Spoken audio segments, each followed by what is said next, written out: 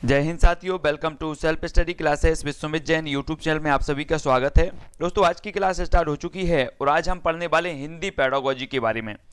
अभी तक हम गणित शिक्षा शास्त्र के बारे में पढ़ते रहे और गणित शिक्षा शास्त्र को हमने बहुत सारे 8 या 10 ऐसे अपने टेस्ट थे जिसके माध्यम से हमने बिल्कुल प्रैक्टिस की। और अब हम प्रैक्टिस करने वाले हिंदी पेडागोजी के बारे में। और जो भी साथी ने अभी तक विस्तृत नहीं पढ़ा है तो मैंने विस्तृत भी डाला है, विस्तृत जरूर पढ़ लें पहले, है ना। विस्तृत वीडियो मैंने पेडागोजी के पूरे डाल दिए हैं। 8 या 10 वीडियो में मैंने पूरा विस्तृत आपका पेडागोजी कंप्लीट करवा दिया है पहले, तो आप विस्तृत पेडागोजी हिंदी की देख सकते हैं। और अब हम स्टार्ट करेंगे आज कुछ टेस्ट के माध्यम से। तो सभी लोगों को वीडियो को लाइक अवश्य करना है, ठीक है, और वीडियो को सभी को शेयर करना है। और इस प्रकार से जो सब्सक्राइब का बटन दिया है तो सब्सक्राइब कर लेना, बेल आइकन दबाओ तो आपको ऑल पर क्लिक करना है, ठीक है। ऑल पर क्लिक करके जो है बेल आइकन को दबाना है। तो स्टार्ट करते हैं आज का ये वीडियो। सभी को लाइक, सभी ने लाइक कर दिया कि नहीं किया? सभी लोग लाइक करेंगे और स्टार्ट होने वाला है। सभी लोगों को फटाफट लाइक करना है। जो भी हमारे नए साथी हैं वो सब्सक्राइब कर लेना, ठीक है। हाँ, आज का जो हमारा पहला प्रश्न है वो है अधिगम है। तो अधिगम क्या है? विषय वस्तु को याद करना, जीवन पर्यंत चलने वाली प्रक्रिया, क्रमबद्ध रूप से तथ्यों को रटना या फिर तथ्यों को यांत्रिक रूप से पढ़ना। तब सभी लोगों को फटाफट से उत्तर बताना है कि अधिगम क्या है। सभी लोग बताएंगे उत्तर क्या होगा। सभी का आंसर फटाफट से आनी चाहिए। और आप सभी का जो उत्तर हो जाएगा कि जो अधिगम है वो जीवन पर्यंत चलने वाली प्रक्रिया है, यानी कि जो विकल्प नंबर बी है वो आपका बिल्कुल सही हो जाएगा, ठीक है। बी नंबर आपका सही है, अधिगम जीवन पर्यंत चलने वाली प्रक्रिया है। बहुत बढ़िया आंसर, सभी लोग बिल्कुल आंसर सही बता रहे हैं। तो बी नंबर आपका सही होगा। अगला क्वेश्चन देख लेते हैं। अगला क्वेश्चन है भाषा सीखने में सहायक है। तो परिवेश, परिवार, विद्यालय या फिर उपर्युक्त सभी। तो भाषा सीखने में क्या सहायक है? प्रश्न क्रमांक 2 का उत्तर बताना है। सभी लोग उत्तर बताएंगे फटाफट से, सभी को उत्तर बताना है, मोस्ट इंपॉर्टेंट है। तो जल्दी से उत्तर लिखो, क्या हो जाएगा आपका सही उत्तर? भाषा सीखने में सहायक है तो क्या सहायक है? तब आप सभी का जो उत्तर हो जाएगा दोस्तों वो क्या होगा? बहुत बढ़िया आंसर, सभी ने बताया है कि उपर्युक्त सभी, विद्यालय भी है, परिवार भी है, परिवेश भी है, भाषा सीखने में सभी सहायक हैं, है ना। बहुत बढ़िया आंसर। अगला क्वेश्चन है प्रकाश द्वारा भाषा की कक्षा में चित्र बनाना स्पष्ट करता है। क्या स्पष्ट करता है? प्रकाश नाम का कोई लड़का है और वो भाषा की कक्षा में चित्र बना रहा है, तो ये क्या स्पष्ट करता है? सभी लोगों को बताना है। भाषा अधिगम हो रहा है, भाषा अधिगम नहीं हो रहा है, यह भाषा अधिगम की प्रक्रिया का एक अंग है, यह भाषा अधिगम को बाधित करता है। तब 3 का उत्तर सभी लोग बताएंगे। प्रश्न क्रमांक 3 का उत्तर क्या हो जाएगा? सभी को बताना है कि प्रकाश द्वारा भाषा की कक्षा में जो है चित्र बनाना स्पष्ट करता है। तब आपका उत्तर क्या होगा? अधिकांश लोग जो उत्तर बता रहे हैं वो प्रश्न क्रमांक 3 का जो उत्तर बता रहे हैं वो बता रहे हैं क्या? कि भाषा अधिगम नहीं हो रहा है, यानी कि जो विकल्प नंबर 1 है भाषा अधिगम नहीं हो रहा है, बी नंबर आपका बिल्कुल सही हो जाएगा, ठीक है। भाषा अधिगम नहीं हो रहा है, बी नंबर इसका सही होगा, क्योंकि भाषा की कक्षा में चित्र बनाना स्पष्ट करता है कि भाषा अधिगम नहीं हो रहा, यानी बी नंबर आपका बिल्कुल सही हो जाएगा। अगला क्वेश्चन देख लो। भाषा के संदर्भ में कौन सा कथन सही नहीं है? सही नहीं है बताना है, तो जल्दी से बताना है। भाषा अधिगम में कभी भी अनुवाद का सहारा नहीं लिया जाता, भाषा अर्जन में विभिन्न संकल्पनाएं मातृभाषा में बनती हैं, या फिर भाषा अर्जन सहज स्वाभाविक होता है जबकि भाषा अधिगम प्रयासपूर्ण होता है। सांस्कृतिक भिन्नता भाषा अर्जन और भाषा अधिगम को प्रभावित करने वाला महत्वपूर्ण कारक है। तब हमें उत्तर बताना है कि भाषा अधिगम के संदर्भ में कौन सा कथन सही नहीं है। तो 4 विकल्पों में से सभी लोग उत्तर बताएंगे। 4 में से 1 का चयन करना है, तो फटाफट चयन करना है। तब उत्तर क्या हो जाएगा? अधिकांश लोग कृष्णा जी, अमृतलाल जी, गोपाल जी, कुछ लोग ए बता रहे हैं। तब आपका जो उत्तर होगा वो क्या होगा?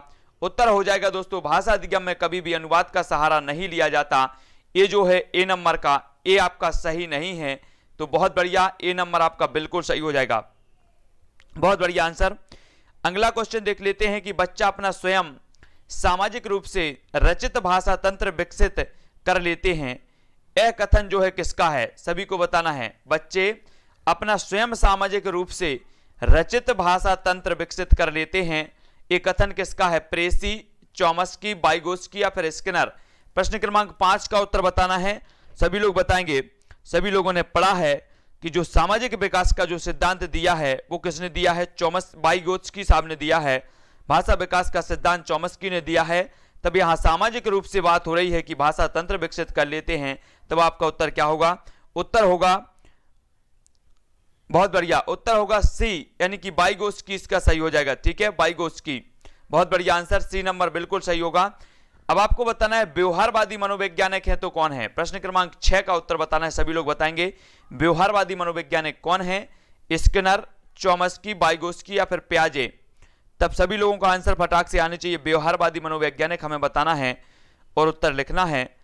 तो व्यवहारवादी मनोवैज्ञानिक कौन माने जाते हैं, प्रश्न क्रमांक 6 का उत्तर अधिकांश लोगों ने जल्दी से फटाफट से कमेंट करना है। और सभी लोग जो उत्तर बता रहे हैं, कुछ लोग डी बता रहे हैं, कुछ लोग बता रहे हैं ए, लेकिन जो आपका सही उत्तर होगा दोस्तों वो होगा कौन? स्किनर। स्किनर महोदय जो हैं ये व्यवहारवादी वैज्ञानिक माने जाते हैं, यानी कि ए नंबर जो है आपका बिल्कुल सही हो जाएगा। ठीक है, ए नंबर सही है, अच्छे से प्रश्न को पढ़ना है। अगला क्वेश्चन देख लेते हैं। स्किनर और पावलोव की अवधारणा खालिस्तान में अलग नहीं है। सहज पुनः प्राप्ति, विलुप्त होने, प्रतिक्रिया सामान्यीकरण, 1 और 2। तो सभी लोग फटाक से उत्तर बताएंगे, क्या हो जाएगा आपका सही उत्तर? जल्दी से लिखो। स्किनर और पावलोव की अवधारणा खालिस्तान में अलग नहीं है, तो किस में अलग नहीं है? जल्दी से लिखो, क्या हो जाएगा उत्तर? तब आप सभी का उत्तर होगा दोस्तों प्रतिक्रिया सामान्यीकरण। प्रतिक्रिया सामान्यीकरण में स्किनर और पावलोव की जो अवधारणा है वो अलग नहीं है, यानी आपका विकल्प नंबर जो सी है वो इसका सही होगा, सी नंबर सही हो जाएगा। अगला क्वेश्चन देखते हैं। अगला क्वेश्चन है, शिक्षण का स्किनर सिद्धांत खालिस्तान सिद्धांत पर आधारित है। कौन से सिद्धांत पर आधारित है, हमें उत्तर बताना है, सभी लोग बताएंगे। शिक्षण का स्किनर सिद्धांत जो है वो कौन से सिद्धांत पर आधारित? संगति, ऑपरेशनिज्म या फिर अनुकूलन या सुदृढ़ीकरण। सभी लोग उत्तर बताएंगे कि जो आपका शिक्षण का स्किनर सिद्धांत है ये किस सिद्धांत पर आधारित है। तब सभी लोगों ने, अधिकांश लोग बता रहे हैं सी, और उत्तर हो जाएगा ऑपरेशनिज्म जो है इसका सही हो जाएगा। बी नंबर किस सिद्धांत पर आधारित है, तो बी नंबर इसका सही होगा।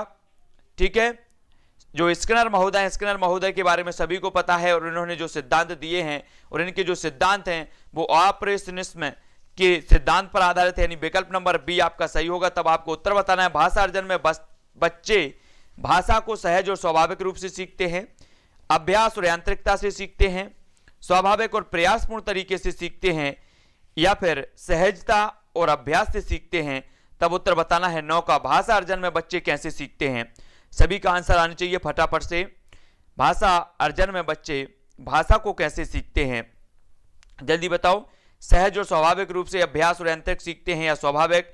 तब सभी लोगों का आंसर आ रहा है कि भाषा अर्जन में बच्चे जो होते हैं वो सहज और स्वाभाविक रूप से, यानी विकल्प नंबर जो 1 है वो आपका बिल्कुल सही हो जाएगा। 1 नंबर आपका सही है। अगला क्वेश्चन देख लेते हैं।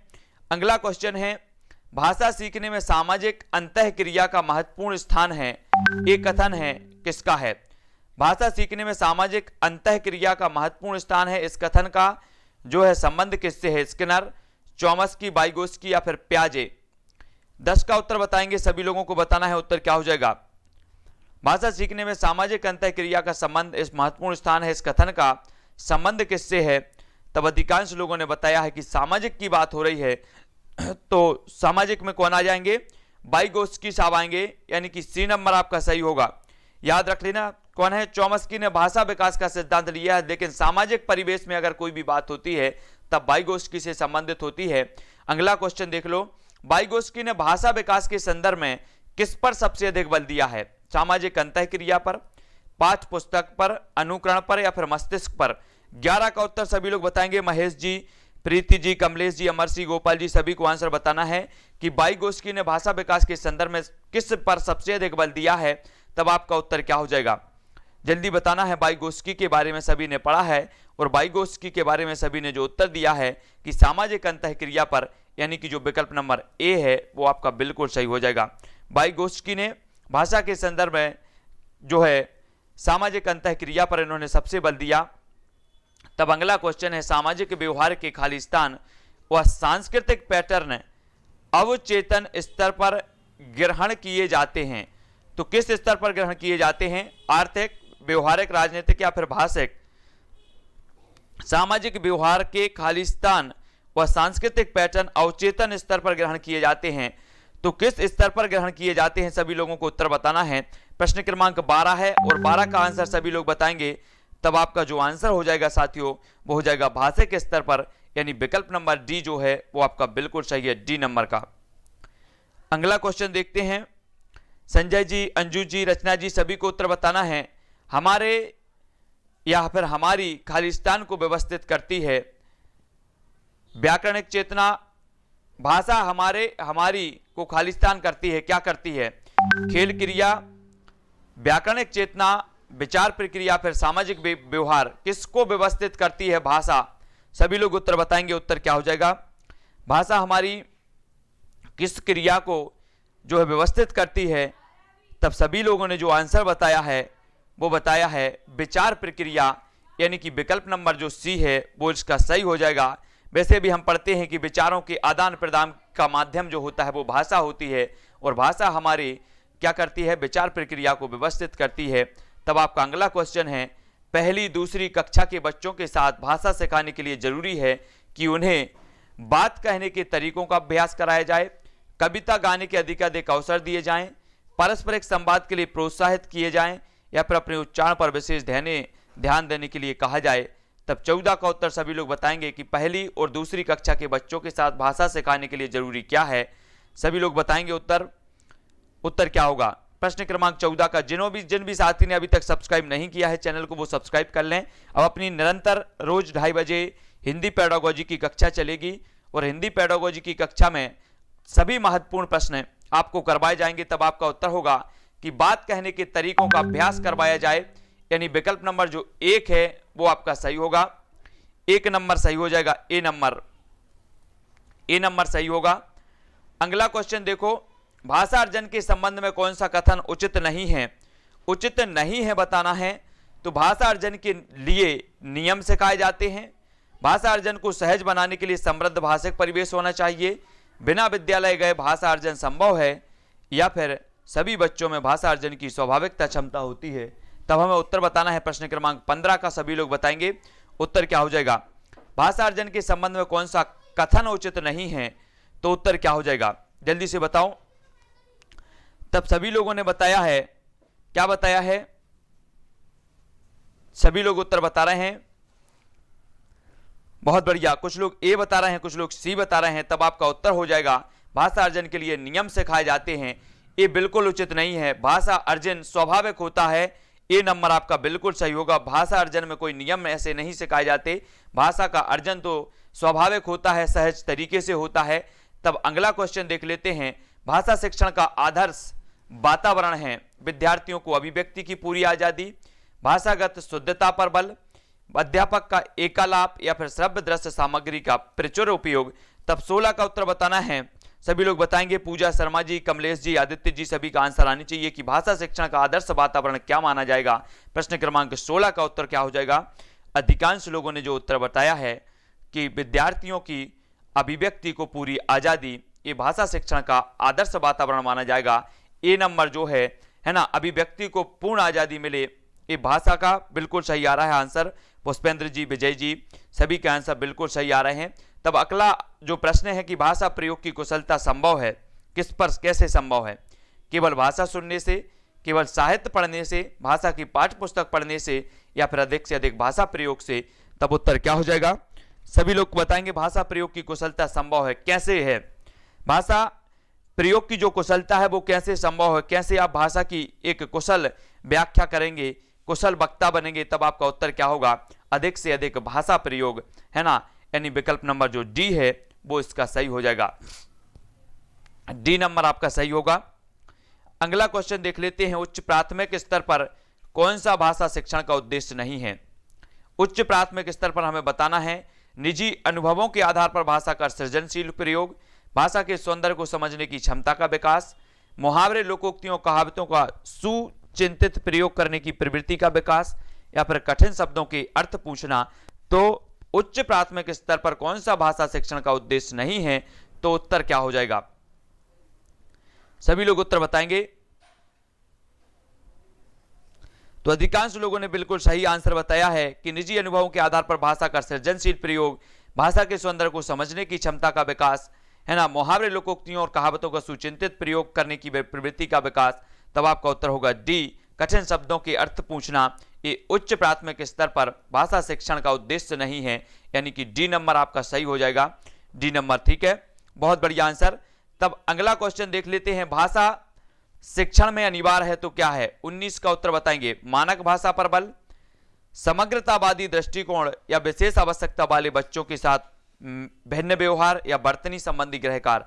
तो भाषा शिक्षण में अनिवार्य क्या है? सभी लोग बताएंगे भाषा शिक्षण में अनिवार्य क्या हो जाता है। 4 विकल्प हैं, 4 में से एक का चयन करना है, सभी लोग करेंगे। भाषा शिक्षण में अनिवार्य है तो क्या अनिवार्य है? सभी लोग उत्तर बताएंगे और आपका जो उत्तर हो जाएगा प्रश्न क्रमांक 19 का, वो उत्तर होगा साथियों, बहुत बढ़िया, अखिलेश जी, मोनिता जी, भावना जी, मनीषा जी, गोपाल जी, पिंकी जी, सभी लोगों के बिल्कुल सही आंसर आ रहे हैं। इसका उत्तर होगा समग्रतावादी दृष्टिकोण, यानी जो विकल्प नंबर बी है वो इसका सही होगा। भाषा शिक्षण में अनिवार्य है समग्रतावादी दृष्टिकोण, बी नंबर बिल्कुल सही होगा।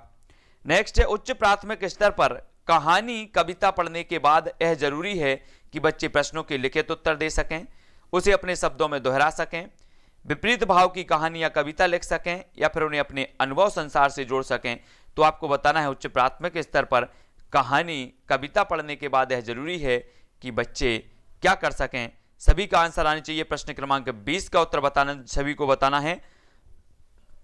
अधिकांश लोगों ने जो उत्तर बताया है, कुछ लोग बी बता रहे हैं, कुछ लोग ए बता रहे हैं, और आपका उत्तर हो जाएगा कि उन्हें अपने अनुभव संसार से जोड़ सकें, यानी कि विकल्प नंबर जो डी है वो आपका सही होगा, डी नंबर सही होगा। अमर सिंह जी, चंद्र प्रकाश जी, गोपाल जी, बहुत बढ़िया, डी नंबर बिल्कुल सही है 20 का। अगला क्वेश्चन देखेंगे, तब भाषा शिक्षण के संदर्भ में कौन सा कथन उचित है? तो बताना है कौन सा कथन उचित है भाषा शिक्षण के। भाषा शिक्षण के लिए अधिकाधिक कठिन अभ्यासों का प्रयोग किया जाए। आजकल भाषा शिक्षण में अधिकाधिक उच्च स्तरीय ईमेल तकनीक का प्रयोग जो है अनिवार्य है, या फिर भाषा शिक्षण में सिनेमा को शामिल नहीं किया जाना चाहिए, या प्रथम भाषा अर्जन की तरह द्वितीय भाषा के रूप में हिंदी के सहज अर्जन के लिए प्रिंट समृद्ध वातावरण जरूरी है। तब आपको बताना है, सभी लोग बताएंगे 21 का आंसर क्या हो जाएगा। आपकी प्रथम भाषा हिंदी है या फिर द्वितीय भाषा हिंदी होगी। तब आपका आंसर है 21 का, 21 का जो अधिकांश लोगों ने आंसर बताया है, बहुत बढ़िया आंसर, कि प्रथम भाषा अर्जन की तरह द्वितीय भाषा के रूप में हिंदी के सहज अर्जन के लिए प्रिंट समृद्ध वातावरण जरूरी है। डी नंबर आपका बिल्कुल सही हो जाएगा, जो अधिकांश लोगों ने डी बताया है। अगला क्वेश्चन देखो, भाषा शिक्षक का विशेष अनिवार्य गुण क्या है? विषय का विस्तृत ज्ञान, बाल मनोविज्ञान का ज्ञान, शिक्षण विधियों का ज्ञान या शुद्ध उच्चारण। भाषा शिक्षक का यहाँ पर पूछा गया है, तो भाषा शिक्षक का विशेष गुण अनिवार्य, जो विशेष अनिवार्य गुण है वो हमें बतानी है। तो सभी लोग उत्तर बताएंगे। प्रश्न क्रमांक 22 का जो आपका आंसर हो जाएगा कि भाषा शिक्षक का विशेष अनिवार्य जो गुण माना जाता है वो कौन सा माना जाता है?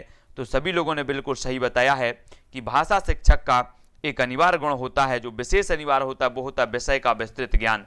विषय का विस्तृत यानी कि विकल्प नंबर जो ए है वो इसका सही हो जाएगा, ए नंबर सही होगा। विषय का विस्तृत ज्ञान होना जो है भाषा शिक्षक के विशेष अनिवार्य गुण के रूप में देखा जाता है, तो याद रखना ए नंबर आपका बिल्कुल सही होगा। अगला क्वेश्चन है, भाषा का मुख्य कौशल कौन सा है? लिखना, सुनना, पढ़ना, बोलना या फिर उपर्युक्त सभी। तो 23 का आंसर सभी लोग बताएंगे। भाषा का मुख्य कौशल कौन सा है भाषा का? जल्दी बताओ। सभी लोगों ने पढ़ा है कि सबसे पहले एक बालक है और बालक क्या करता है? सबसे पहले सुनना जो कौशल है इसका विकास होता है, फिर बालक बोलने लगता है और फिर बालक पढ़ने लगता है और फिर उसके बाद बालक लिखता है। तो सबसे मुख्य कौशल जो माना जाता है वो कौन सा माना जाता है? तब उत्तर बताना है। तो मुख्य कौशल माने जाते हैं उपर्युक्त सभी, लिखना, सुनना, पढ़ना, बोलना। लेकिन अगर आपसे पूछा जाए कि प्रथम कौशल कौन सा है, तब आपका उत्तर होगा भाषा प्रथम कौशल कौन से कौशल को अर्जित करता है? तब आपका उत्तर होगा सुनना, यानी विकल्प नंबर सुनना एक का सही हो जाएगा।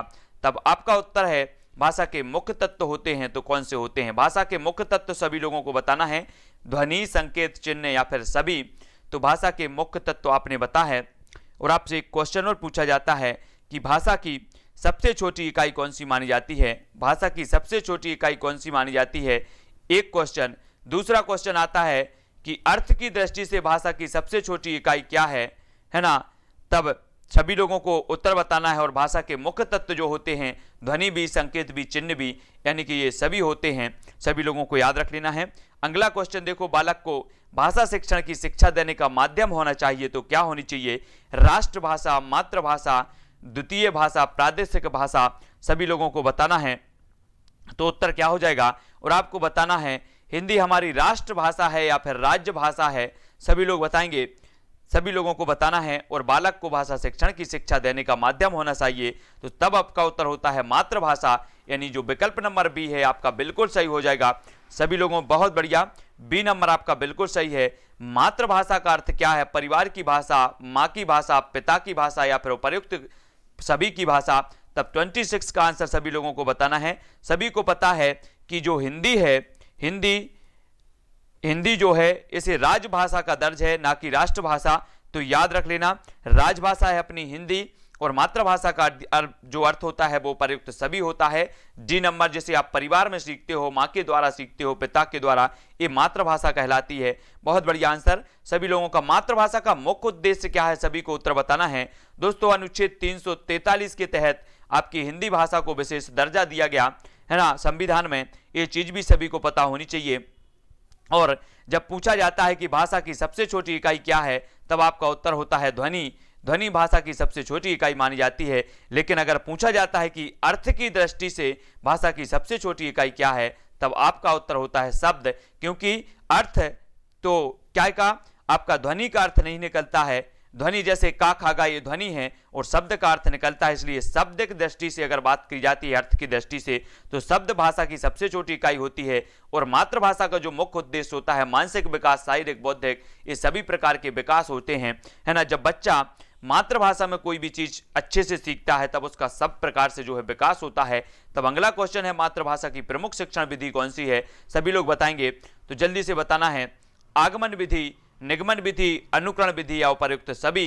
तो मातृभाषा की प्रमुख शिक्षण विधि कौन सी मानी जाती है, सभी लोगों को उत्तर बताना है। 28 का आंसर बताना है, सभी लोग उत्तर बताएंगे। उत्तर क्या हो जाएगा, जल्दी से लिखना है। तो सभी लोगों ने जो उत्तर बताया है वो क्या बताया है, बहुत बढ़िया। ये सभी प्रकार की जो विधि हैं वो मातृभाषा की प्रमुख शिक्षण विधि मानी जाती है, यानी कि उपर्युक्त जो सभी है डी नंबर वो आपका सही हो जाएगा, ठीक है। लेकिन अगर बात करें कि सबसे पहले अगर बात करें तो अनुकरण द्वारा बच्चा सीखता है ना, लेकिन ये सारी की सारी विधियां मानी जाती हैं, है ना, तो याद रखो। नेक्स्ट है शिक्षण अधिगम प्रबंधन प्रत्यय के प्रवर्तक हैं, तो कौन है? शिक्षण अधिगम प्रबंधन प्रत्यय के जो प्रवर्तक माने जाते हैं वो कौन माने जाते हैं? B S. Bloom, Robert Glaser, B O. Smith या आई.के. डेविस। शिक्षण अधिगम प्रबंधन प्रत्यय के प्रवर्तक कौन माने जाते हैं? 29 का उत्तर सभी लोग बताएंगे। उत्तर क्या हो जाएगा, फटाफट से बताना है जल्दी से। धर्मपाल जी, अनुपम जी, मुकेश जी, धाकड़ जी, सभी लोगों को उत्तर बताना है। तब आपका जो उत्तर हो जाएगा 29 का आई.के. डेविस। आई.के. डेविस यानी विकल्प नंबर जो डी है, इन्होंने शिक्षण अधिगम प्रबंधन प्रत्यय के जो है प्रवर्तन किया है। तो डी नंबर आपको याद रख लेना है, डी नंबर आपका सही होगा। अगला क्वेश्चन देखो, शिक्षा के उद्देश्यों का वर्गीकरण किया है तो किसने किया है? रॉबर्ट मैगर ने, रॉबर्ट मिलर ने, बी.एस. ब्लूम या फिर बी.ओ. स्मिथ ने। तो शिक्षा के उद्देश्यों का वर्गीकरण किसने किया है, सभी को आंसर बताना है। तब आपका आंसर क्या हो जाएगा, 4 विकल्प में से एक का चयन करना है, सभी लोग चयन करके उत्तर बताएंगे। तब सभी लोग उत्तर बता रहे हैं कि शिक्षा के उद्देश्यों का वर्गीकरण जो किया है वो बी.एस. ब्लूम साहब ने किया है, यानी जो विकल्प नंबर सी है जो अधिकांश लोगों ने बिल्कुल सही बताया है, ब्लूम साहब ने शिक्षा के उद्देश्यों का वर्गीकरण किया है। तो याद रख लेना है, पूछा जाता है ब्लूम साहब से संबंधित। तब अगला क्वेश्चन है, सूक्ष्म से स्थूल की ओर और शिक्षण सूत्र की पालना किस विधि में स्पष्ट दिखाई देता है? सूक्ष्म से स्थूल की ओर और शिक्षण सूत्र की पालना आपको बताना है कौन सी विधि में स्पष्ट दिखाई देता है? आगमन विधि, निगमन विधि, प्रदर्शन विधि या फिर प्रोजेक्ट विधि। तो 31 का आंसर सभी लोगों को बताना है। सभी लोग उत्तर बताएंगे कि सूक्ष्म से स्थूल की ओर शिक्षण सूत्र की पालना किस विधि में स्पष्ट दिखाई देती है। तब आपका जो आंसर हो जाएगा वो क्या होगा? तब अधिकांश लोग उत्तर बता रहे हैं ए, कुछ लोग बता रहे हैं बी, और आपका उत्तर होगा बी। बी यानी कि निगमन विधि, सूक्ष्म से स्थूल की ओर शिक्षण सूत्र की जो पालना होती है वो होती है निगमन विधि, यानी कि आपका विकल्प नंबर जो बी है वो बिल्कुल सही हो जाएगा। सभी लोगों को याद रख लेना है। अगला क्वेश्चन देख लो। अगला क्वेश्चन है, प्रयोगशाला में कार्य करते समय विद्यार्थी किस विधि का अनुसरण करते हैं? सभी को उत्तर बताना है। प्रश्न क्रमांक है अपना 32 और 32 का आंसर लिखना है, प्रयोगशाला में कार्य करते समय विद्यार्थी किस विधि का अनुसरण करते हैं? आगमन विधि का, निगमन विधि का, प्रदर्शन या फिर प्रोजेक्ट विधि का? 32 का आंसर सभी लोग जो बता रहे हैं वो क्या बता रहे हैं? अधिकांश लोगों ने बिल्कुल आंसर सही बताया है, आगमन विधि का, यानी कि विकल्प नंबर जो ए है वो इसका सही हो जाएगा। बहुत बढ़िया आंसर ए नंबर का सही है। अगला क्वेश्चन देख लेते हैं। अगला क्वेश्चन है कि प्राथमिक कक्षाओं के विद्यार्थियों के लिए कौन सी विधि आपकी दृष्टि में उत्तम होगी? तो प्राथमिक कक्षाओं के विद्यार्थियों के लिए कौन सी विधि आपकी दृष्टि से उत्तम है? व्याख्यान विधि, समस्या समाधान विधि, आगमन विधि या फिर निगमन विधि? तो आपको प्राथमिक कक्षाओं के बारे में बताना है और 4 विकल्प भी हमारे सामने मौजूद हैं। 33 का आंसर सभी लोगों को बताना है। उत्तर क्या होगा? अधिकांश लोगों ने उत्तर बता दिया है सी, कुछ लोग ए बता रहे हैं और उत्तर आपका हो जाएगा क्या? आगमन विधि, यानी कि विकल्प नंबर जो सी है, प्राथमिक कक्षाओं के विद्यार्थियों के लिए जो विधि उपयोगी होती है वो आगमन विधि, यानी कि सी नंबर आपका बिल्कुल सही हो जाएगा, सी नंबर। ठीक है, अगला क्वेश्चन देख लेते हैं। भाषा दक्षता का प्रारंभिक कौशल कौन सा है? 34 का आपको बताना है, मोस्ट इंपॉर्टेंट है। सभी लोग बताएंगे सुनना, बोलना, पढ़ना या फिर लिखना। तो 34 का आंसर क्या हो जाएगा? भाषा दक्षता का प्रारंभिक कौशल जो माना जाता है वो क्या माना जाता है? तब सभी लोगों ने बिल्कुल उत्तर बताया है। एक बालक के बारे में मैंने अभी बताया था कि एक बालक जब बड़ा होता है और सबसे पहले वो सीखता है तो क्या सीखता है? सुनना सीखता है ना। सबसे पहले तो वो सुनता है सभी की परिवार में, है ना, फिर बोलता है और फिर पढ़ता और लिखता है। तब अगला क्वेश्चन है, मौन पठन के विषय में धारण है, इसमें पठन की गति धीमी हो जाती है, एकाग्रचित्त होकर पढ़ने का अभ्यास होता है, पढ़ने की धीमी ध्वनि होठों से निकलती है या फिर इसे आदर्श वाचन के तुरंत बाद किया जाता है। मौन पठन के बारे में सभी लोग बताएंगे कि विषय में धारणा क्या है। तो जल्दी से उत्तर लिखो, जल्दी बताओ मौन पठन के विषय में धारणा क्या है? तब सभी लोगों ने, अधिकांश लोगों ने जो उत्तर बताया है 35 का, वो क्या बताया है? बहुत बढ़िया आंसर। आंसर हो जाएगा एकाग्रचित्त होकर पढ़ने का अभ्यास होता है मौन पठन में। तो आपका विकल्प नंबर जो बी है वो बिल्कुल सही हो जाएगा, है ना। बी नंबर बिल्कुल सही बताया है, बहुत बढ़िया, बी नंबर आपका बिल्कुल सही है। तब अगला क्वेश्चन है, मौन वाचन से क्या लाभ है? ज्ञान की वृद्धि, अवकाश के समय का सदुपयोग, खरीदी गई किताब का सदुपयोग या फिर शारीरिक वृद्धि? तो 36 का सभी लोग उत्तर बताएंगे। जब बालक मौन होकर पढ़ता है और मौन होकर जब पढ़ता है तो वो क्या से? एकाग्रचित्त होकर पढ़ता है और एकाग्रचित्त होकर पढ़ेगा तो क्या होगा? सभी लोग उत्तर बताएंगे। 36 का आंसर बताना है कपिल जी, प्रीति जी, मंगल जी, रूप सिंह जी। उत्तर हो जाएगा ज्ञान में वृद्धि होगी। जब बालक एकाग्रचित्त होकर पढ़ेगा तो ज्ञान में निश्चित ही वृद्धि होगा। तो 1 नंबर आपका बिल्कुल सही होगा। तब अगला क्वेश्चन है, निम्न में से किस स्थिति में आप कहेंगे कि पठन हो रहा है? किस स्थिति में कहेंगे? अनुमान के साथ, भाव ग्रहण, उचित गति एवं प्रवाह, प्रत्येक शब्द का सही उच्चारण या फिर ध्वनि का उतार चढ़ाव? तो आपको बताना है कि पठन हो रहा है वो किस स्थिति में कहेंगे। 37 का आंसर बताना है। सभी लोगों को उत्तर बताना है। विमलेश जी, रचना जी, जो भी साथी नए हैं वो सब्सक्राइब जरूर कर लेना।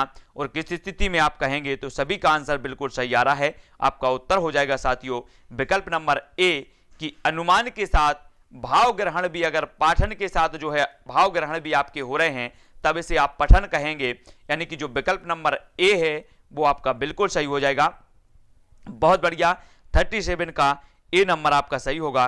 तब अगला क्वेश्चन है, बच्चों की सशक्त लेखन क्षमता का परिचायक है तो क्या है? सुंदर लिखावट, अलंकारिक भाषा, सशक्त वाक्य या फिर मौलिक विचार? तो बच्चों की सशक्त लेखन क्षमता का परिचायक बताना है हमें, क्या हो जाएगा? अमृतलाल जी, जितेंद्र जी, उत्तर क्या होगा? 38 का बताना है, बच्चों के सशक्त लेखन क्षमता का परिचायक क्या है? तो 4 विकल्प हैं, 4 में से 1 का चयन करना है। सभी लोग जो आंसर बता रहे हैं, कुछ लोग ए बता रहे हैं और अधिकांश लोग जो ए बता रहे हैं, कुछ लोग जनता जनार्दन के साथ जा रहे हैं, है ना। तो 38 का जो आपका आंसर होगा मौलिक विचार। बच्चों की सशक्त लेखन क्षमता का परिचायक जो होता है वो क्या होता है? मौलिक विचार होता है, यानी कि जो विकल्प नंबर जो डी है ना। मतलब सशक्त लेखन कैसे करता है बच्चा, यहां पर पूछा जाता है। जब आप परीक्षा में लिखते हो और परीक्षा में अगर आप नकल करते हो तो आप सशक्त लेखन नहीं कर सकते, और जब आप मौलिक तरीके से आपको याद होता है तब आप सशक्त लेखन कर पाते हैं। तो सशक्त लेखन क्षमता का परिचायक होता है मौलिक विचार, यानी विकल्प नंबर जो डी है वो इसका सही होगा। अगला क्वेश्चन देख लो, सरसरी तौर पर किसी पाठ को देखकर उसकी विषय वस्तु का पता कर लेना, ये क्या है? पढ़ने की निम्न स्थिति को दर्शाता है, पढ़ने की कुशलता का अंतिम पड़ाव है, या पढ़ने की एक महत्वपूर्ण कुशलता है, या फिर जल्दी से बारे में बताना है, पढ़कर समझने का बताना है, जल्दी बताना है, लेखन के बारे में, सशक्त लेखन के बारे में बताना है। सशक्त लेखन क्षमता के बारे में पूछा गया है कि आप बच्चों की सशक्त लेखन क्षमता का परिचायक क्या है, बच्चे कैसे सशक्त लेखन कर सकते हैं, उनके अंदर जो क्षमता होगी वो कैसी हो जाएगी। जब उनके अंदर मौलिक विचार होंगे तभी तो सशक्त लेखन करेंगे कि नहीं करेंगे। थोड़ा सा आप समझना है इस प्रश्न को 38 का। तब 39 का उत्तर बताना है, सरकारी तौर पर किसी पाठ को देखकर उसकी विषय वस्तु का पता कर लेना, ये क्या कहलाता है? 39 का सभी लोगों को बताना है। उत्तर क्या हो जाएगा? सरकारी तौर पर किसी पाठ को जो है देखकर उसकी विषय वस्तु का पता कर लेना पढ़ने की निम्न स्थिति को दर्शाता है, पढ़ने की कुशलता का अंतिम पड़ाव है, या पढ़ने की एक महत्वपूर्ण कुशलता है। सभी को उत्तर बताना है। उत्तर क्या होगा? तब अधिकांश लोगों ने जो उत्तर बताया है, बहुत बढ़िया आंसर। आंसर आया है पढ़ने की कुशलता का अंतिम पड़ाव, है ना, बहुत बढ़िया। तो पढ़ने की कुशलता का अंतिम पड़ाव, और बी नंबर आपका बिल्कुल सही हो जाएगा। सरसरी तौर पर जो है किसी पाठ को देखकर उसकी विषय वस्तु का पता कर लेना, ये जो पढ़ने की एक महत्वपूर्ण अंतिम पड़ाव होता है, बी नंबर इसका सही हो जाएगा। अगला क्वेश्चन देख लो। अगला क्वेश्चन है, सभी भाषाई कुशलताएं एक दूसरे से अलग हैं, एक दूसरे से बढ़कर हैं, एक दूसरे को प्रभावित नहीं करती, या एक दूसरे से संबंधित हैं। तब आपका 40 का उत्तर क्या हो जाएगा? सभी लोगों का आंसर आना चाहिए। सभी भाषाई कुशलताएं एक दूसरे से अलग हैं, एक दूसरे से बढ़कर हैं, एक दूसरे से प्रभावित नहीं करती, या एक दूसरे से संबंध हैं।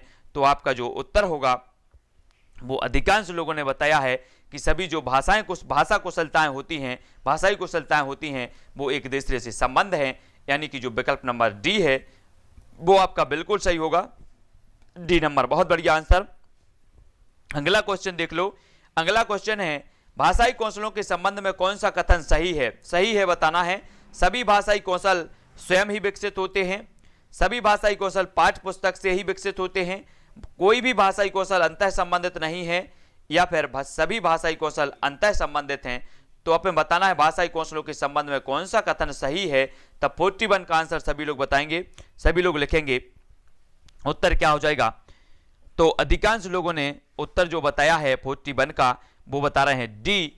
तो आपका बिल्कुल डी सही हो जाएगा कि सभी भाषाई कौशल अंतः संबंधित हैं, यानी जो विकल्प नंबर डी है वो आपका बिल्कुल सही होगा। बहुत बढ़िया मुकेश जी, रितु जी, नीलू जी, सेब जी, बहुत सही, बहुत बढ़िया आंसर बताया है। सुनना कौशल के बारे में कौन सा उचित नहीं है? सुनना कौशल आप जानते होंगे उचित नहीं है, हमें बताना है। सुनना कौशल सबसे कम महत्वपूर्ण है। सुनना कौशल मौखिक कौशल के अंतर्गत आता है। सुनना कौशल अन्य कौशलों के विकास में सहायक है, या फिर सुनना कौशल का विकास के नियमों को पहचानने, उनका निर्माण करने में सहायक है। तब आपको 42 का उत्तर बताना है। सभी लोग बताएंगे सुनना कौशल के बारे में कौन सा उचित नहीं है। तब आपका उत्तर क्या होगा? तब सभी लोगों ने उत्तर बताया है कि सुनना कौशल सबसे कम महत्वपूर्ण है, ये बिल्कुल भी उचित नहीं है, क्योंकि सुनेगा एक बालक जो है सबसे महत्वपूर्ण तो सुनना ही होता है ना। तो याद रख लेना, कौशल सारे के सारे कौशल महत्वपूर्ण हैं। तो ये नंबर आपका बिल्कुल सही होगा, जो अधिकांश लोगों ने सही बताया है। तब अगला क्वेश्चन देख लेंगे, भाषा कौशलों के संदर्भ में कौन सा कथन सही है? भाषा कौशलों के कथन संदर्भ में बताना है। सुनना, बोलना, पढ़ना और लिखना एक क्रम से सीखे जाते हैं। सुनना और पढ़ना निष्क्रिय कौशल हैं, सही है आपको बताना है। पढ़ना और लिखना कौशल में कोई संबंध नहीं है, या फिर सभी कौशल एक दूसरे के साथ अंतः संबंधित होते हैं। तो बताना है कि कौन सा कथन सही है, उत्तर बताना है। तब सभी लोगों ने उत्तर क्या बताया है?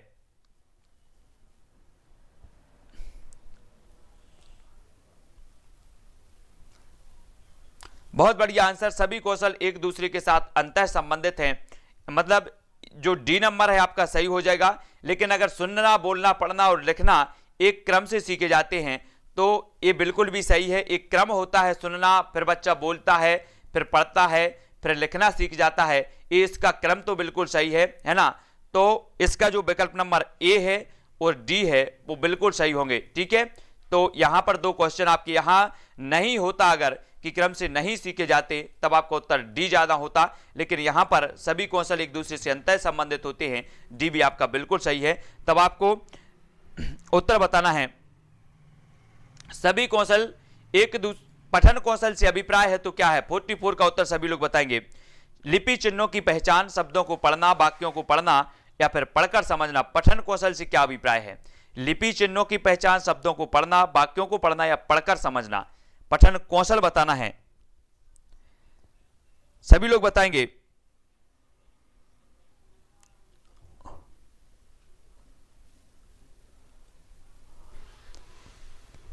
पठन कौशल से अभिप्राय क्या हो जाएगा, तब सभी लोग उत्तर बता रहे हैं 44 का पढ़कर समझना, यानी कि डी नंबर आपका सही होगा। पढ़कर समझना, डी नंबर बिल्कुल सही है। ठीक है, पठन कौशल से अभिप्राय है पढ़कर समझना, डी नंबर आपका सही उत्तर हो जाएगा। सुनना कौशल में शामिल है तो क्या है। सुने हुए शब्दों की केवल पुनरावृत्ति, दूसरे की बात सुनने में रुचि, धैर्य और प्रतिक्रिया, प्रश्नों को ध्यानपूर्वक सुनने की क्षमता का विकास या फिर शांतिपूर्ण सुनना। तो 45 का उत्तर बताना है। 45 का उत्तर क्या हो जाएगा। सुनना कौशल में शामिल है तो क्या है। सभी लोगों के उत्तर आने चाहिए। 45 का उत्तर क्या होगा, तब सभी लोगों ने उत्तर बताया है कि दूसरों की बात सुनने में रुचि, धैर्य और प्रतिक्रिया, यानी कि विकल्प नंबर बी जो है बिल्कुल आपका सही होगा। वीडियो को सभी लोग लाइक जरूर कर देना। ठीक है, सभी लोग लाइक करेंगे और वीडियो को अपने मित्रों तक शेयर जरूर करना है। अपनी 2:30 बजे रोज इसी प्रकार से शिक्षा शास्त्र की कक्षा होगी और महत्वपूर्ण प्रश्न आएंगे आपको। अगर कोई भी डाउट लगता है तो आप कक्षा के बाद या कमेंट कर सकते हैं। ठीक है, और टेलीग्राम ग्रुप से भी सभी लोग जुड़े हैं, तो टेलीग्राम ग्रुप से सभी को जुड़ना है। जो भी साथी टेलीग्राम ग्रुप से नहीं जुड़े हैं वो टेलीग्राम ऐप डाउनलोड करना है और उसमें जो है सर्च करना है IAS स्टडी ट्रैक और ज्वाइन हो जाना है टेलीग्राम ग्रुप में। बच्चों में पठन संस्कृति का विकास करने के लिए अनिवार्य है तो क्या है। 46 का उत्तर बताना है। टेलीग्राम पर भी आपको सारी की सारी PDF और वीडियो सीक्वेंस में प्रोवाइड किए जाते हैं। और जिन्होंने अभी तक भाषा कौशल का विस्तृत अध्ययन नहीं किया है तो भाषा कौशल की प्लेलिस्ट बनी है अपनी शिक्षा शास्त्र की, तो वो देख लेना। और आपका जो उत्तर हो जाएगा कि बच्चों में पठन संस्कृति का विकास करने के लिए अनिवार्य अंग है, तो वो बाल साहित्य पठन हेतु प्रेरणा, यानी कि विकल्प नंबर जो सी है वो आपका बिल्कुल सही हो जाएगा। सी नंबर सही है। बाल साहित्य पठन हेतु प्रेरणा बच्चों में पठन संस्कृति का विकास करने के लिए अनिवार्य है। तो 46 का आपका उत्तर होगा सी, है नी। यहाँ पर आज अपन इतना ही अभ्यास करते हैं। नेक्स्ट वीडियो आएगा उसमें अपन अभ्यास करेंगे। आपकी रोज 2:30 बजे एक कक्षा होती है शिक्षा शास्त्र की, शाम को 6:30 बजे आपकी पर्यावरण की, और 7:15 से आपकी होती है बाल विकास, और रात में 10:10 पर होती है आपकी हिंदी की कक्षा। तो इस कक्षा से भी आपको जुड़ना है। सारे के सारे जो PDF है और वीडियो आपको सीक्वेंस में मिलते हैं तो वो टेलीग्राम ग्रुप में मिलते हैं। टेलीग्राम ग्रुप में आपको जुड़ना है। टेलीग्राम ग्रुप में जो भी साथी जुड़ना चाहते हैं वो टेलीग्राम ऐप डाउनलोड करो और उसमें सर्च करो IAS स्टडी ट्रैक और ज्वाइन हो जाना है सभी लोगों को। ठीक है, बहुत बढ़िया आंसर। भावना जी, सेफ जी और कृष्णा जी, सुरेंद्र जी, मुकेश जी, रोहित जी, कृष्णा जी, सभी को धन्यवाद। वीडियो को सभी लोग लाइक जरूर करें जी, बहुत बढ़िया। तो आज के वीडियो के लिए बस इतना ही। नेक्स्ट वीडियो अपना पर्यावरण का होगा 6:30 बजे, शाम को 6:30 बजे, उससे जुड़ना है। और वीडियो को सभी लोग लाइक जरूर किया करो, है ना। डिटेल में मैथ पेडागोजी की वीडियो लाए, बिल्कुल लाएंगे। पुष्पेंद्र जी, अखिलेश जैन जी, सुरेंद्र जी, पूजा जी, सभी को धन्यवाद। और अपन को जो है इसी प्रकार से निरंतर अध्ययन करना है। ठीक है, और कहीं भी अगर आपको डाउट लगता है तो कमेंट में जरूर लिख दिया करें। व्हाट्सअप नंबर भी है तो व्हाट्सअप पर भी आप लिख सकते हो अगर किसी भी प्रश्न में आपको डाउट लगता है। ठीक है, तो आज के लिए हाँ इतना ही दोस्तों। सभी लोग अपनी फेसबुक या व्हाट्सएप के आपके ग्रुप होंगे, उधर ग्रुप सभी में थोड़ा सा लिंक भी आप सेंड किया करें ताकि और लोग भी अपनी क्लास से जुड़ सकें, है ना। तो फेसबुक ID पर लिंक सेंड करो और भी ऐसी अपनी व्हाट्सएप या फिर टेलीग्राम में लिंक सेंड जरूर किया करें। वीडियो को सभी लोग लाइक करेंगे और शेयर जरूर करना है। आज के लिए बस इतना ही। जय हिंद।